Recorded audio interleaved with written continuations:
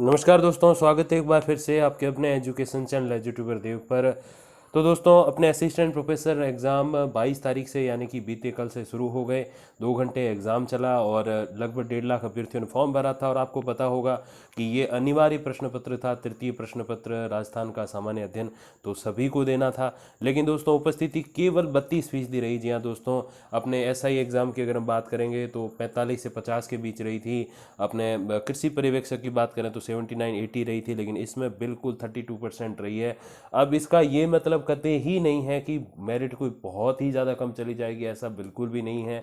ये 32% अभ्यर्थी वही अभ्यर्थी थे जिन्होंने रियल प्रिपेयरनेस कर रखी थी, तैयारी कर रखी थी। और रीट के अभ्यर्थियों को इस एग्ज़ाम से एक सीख लेने की ज़रूरत है कि जो 26 लाख फॉर्म हैं, लगभग 16-17 लाख अभ्यर्थी हैं, तो ओरिजिनली इतनी सभी की तैयारी नहीं होती है। बहुत सारे ऐसे अभ्यर्थी हैं मेहनत मजदूरी करते हैं, बहुत सारे ऐसे अभ्यर्थी हैं यूं ही एग्ज़ाम देने के लिए, बस वो देना है, एग्ज़ाम देने के लिए फॉर्म भरा है। तो ऐसे बहुत सारे ओरिजिनल जो कंपटीशन है वो 5 लाख अभ्यर्थियों का है। और वही आखिरकार 60% से ऊपर बना के सर्टिफिकेट लेंगे और वही लोग आगे थर्ड ग्रेड के लिए फॉर्म भरेंगे। उन्हीं में से 80% 75% के आसपास कट ऑफ जाएगी। तो आप ये ध्यान रखिएगा।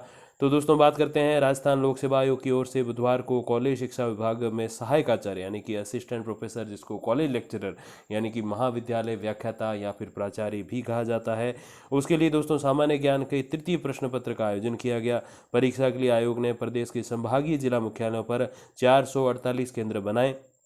परीक्षा में 49,374 अभ्यर्थी सम्मिलित हुए।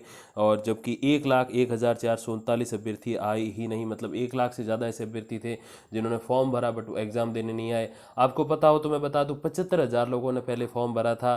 फिर वापस जब वो गार वाला रूल था, गुड एकेडमिक रिकॉर्ड, जिसमें 10th के, 12th के, स्नातक के, स्नातकोत्तर के सभी के अंक काउंट किए जाते थे, तो उन सबको हटा के खाली स्नातकोत्तर के 55% और 45% स्नातक के अंकों को मान्यता दी गई।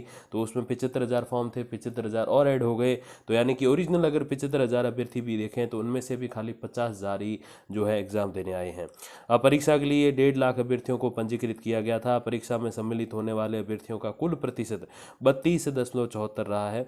कॉलेज शिक्षा विभाग में विभिन्न विषयों के 918 पदों पर जो है ये परीक्षा आपको पता आयोजित कराई जा रही है। लगभग 32-33 समथिंग सब्जेक्ट्स हैं और 1.5 लाख अभ्यर्थियों ने इसमें फॉर्म भरा था। और फ्री सुविधा जो है उसके तो आप बारे में आप जानते ही हैं। तो दोस्तों, अब इसमें ये बात बनती है कि सर आप सॉल्व पेपर कब तक लाने वाले हैं, जो प्रश्न पत्र है उसको सॉल्व करें और उसमें क्या कट ऑफ के क्या मायने रहेंगे। तो दोस्तों, कट ऑफ वाला वीडियो जो है थोड़े आप एग्जाम्स होने दीजिए, क्योंकि अभी ऑप्शनल वाले बहुत सारे एग्जाम्स हैं। अपने हिंदी का है, भूगोल का है, राजनीति, इतिहास, ये 4 टॉप 4 हैं।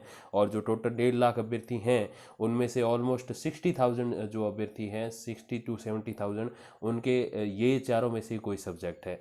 तो होने दीजिए एग्ज़ाम, उसके बाद क्योंकि मेरिट तीनों की मिल के बनेगी, फिर साक्षात्कार तक प्रक्रिया पहुंचेगी।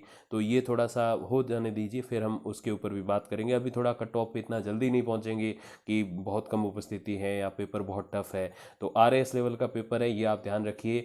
न केवल मैं ये अपनी ओर से आपको बात बता रहा हूँ, बल्कि मैं उन लोगों की ओर से भी जो स्वयं काफ़ी समय से कॉलेज लेक्चरर हैं, स्कूल लेक्चरर हैं और इवन आरएएस का एग्ज़ाम्स भी दे चुके हैं, तो वो सारे लोग भी जो है उनसे मैंने बात करी है। तो उस बेसिस पे बताऊं तो जो विशेषज्ञ आप कह सकते हो उनको, तो वो भी यही कह रहे थे कि आरएएस लेवल का एग्ज़ाम था, मतलब पेपर था, तो काफ़ी टफ रहा। अब कई सारे ऐसे अभ्यर्थी भी हैं जिनकी प्रिपेयरनेस 1% भी नहीं थी, वो ये कह रहे हैं अरे बहुत ईजी था। अब जिसको तो पूरे पूरे प्रश्न करने हैं, तो तुक्के ही लगाना है, तो उसके लिए तो सब ईजी होता है, चाहे कैसा भी हो जाओ। फिर घर आके चेक करते हैं तो पता चलता है। तो कट ऑफ के बारे में थोड़ा बाद में बात करेंगे, ऑप्शनल वाले हो जाए अपने टॉप 4 सब्जेक्ट्स के, और भी जो है उनके कोशिश करूंगा मैं लाने की। और बात करें दोस्तों सॉल्व पेपर की, तो जल्द ही मैं लाने वाला हूँ पूरा पेपर आपके सामने, और हर एक प्रश्न का हम लोग उत्तर जानेंगे, तो इस हिसाब से आप चेक भी कर पाओगे।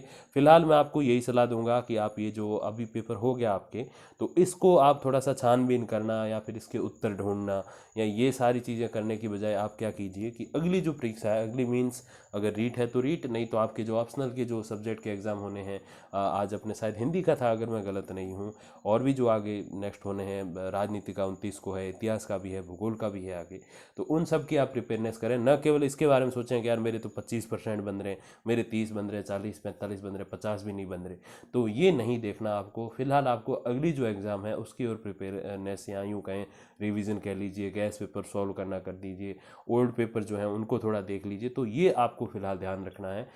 इसके बारे में नहीं सोचना कि सर ये कम चली गई या फिर ज़्यादा चली गई कट ऑफ या क्या है, वो नहीं सोचना है।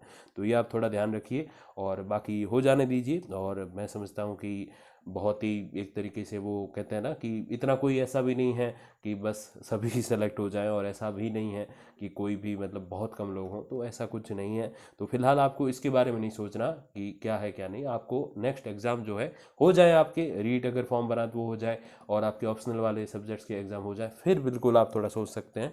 तो भी मैं समझता हूँ जल्दबाजी होगी, लेकिन ज़रूर फिर थोड़ा फ्री होकर सोच सकते हैं, लेकिन अभी इस बारे में नहीं सोचना है। क्योंकि अभी अगर आप सोचोगे तो आपको लगेंगे यार मेरे तो कम ही परसेंटेज बन रहे हैं, तो फिर उसमें आपकी परेशानी ये होगी कि आप अगले जो विषय की प्रिपेयरनेस कर रहे हो, चाहे रीट की या फिर आपके ऑप्शनल सब्जेक्ट्स की, तो फिर उसमें आपकी व्यवधान हो जाएगा, याद किया वो भी भूलने के चांसेस रहेंगे। और अगर अभी आप ये सोचोगे अरे यार जो है बहुत कम लोग आए हैं और मेरा पक्का सिलेक्शन हो जाएगा, तो भी आप थोड़े से एक तरीके से ईजी वे वो हो जाओगे कि नहीं नहीं अब तो अपना सिलेक्शन पक्का है तो पढ़ के क्या करें, तो ये भी नहीं सोचना। तो कुल मिला के बात ये है कि इस समय आपको इसके बारे में नहीं सोचना है। आपका टारगेट अभी आगे रीट का फॉर्म भरा है तो 26 को रीट है, फिर जैसे जैसे आपके उससे पहले और बाद में भी एग्जाम्स हैं बहुत सारे ऑप्शनल के, तो वो आपके जो है उसके अकॉर्डिंग आपको प्रिपेयरनेस करते रहना है। फिर बात करेंगे आराम से बैठ के इन सभी चीज़ों के बारे में। तब तक के लिए दोस्तों धन्यवाद, और एक बार फिर से आप सभी को शुभकामनाएं। और मैं थोड़ा सा आपसे क्षमा भी चाहूँगा, आवाज़ में भी आपको मेरे थोड़ा फ़र्क लग रहा होगा, जुकाम हो गया था, तबीयत ख़राब थी, तो इसीलिए मैं आपके कमेंट्स वगैरह 2-3 दिनों में रिप्लाई नहीं कर पाया, तो उसके लिए सबसे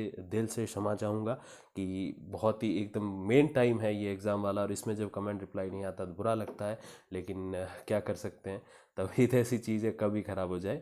भगवान से ही दुआ रहती है कि एन मौके पे ना हो कभी, बट हो गई, अब क्या किया जा सकता है। तो मैं आप सभी से क्षमा चाहूँगा, और जैसे बिल्कुल थोड़ी सी तबीयत और बेहतर हो जाती है मैं कमेंट्स भी रिप्लाई करूँगा, कट ऑफ वाला वीडियो भी आएगा, और साथ ही साथ पूरा पेपर भी सॉल्व करके आपके सामने रखा जाने वाला है। तो दोस्तों तब तक के लिए आप बिल्कुल प्रिपेयरनेस करिए। सबको शुभकामनाएं एडवांस में, अग्रिम शुभकामनाएं सफलता के लिए। तो दोस्तों उसी के साथ समाप्त करते हैं वीडियो। धन्यवाद, नमस्कार।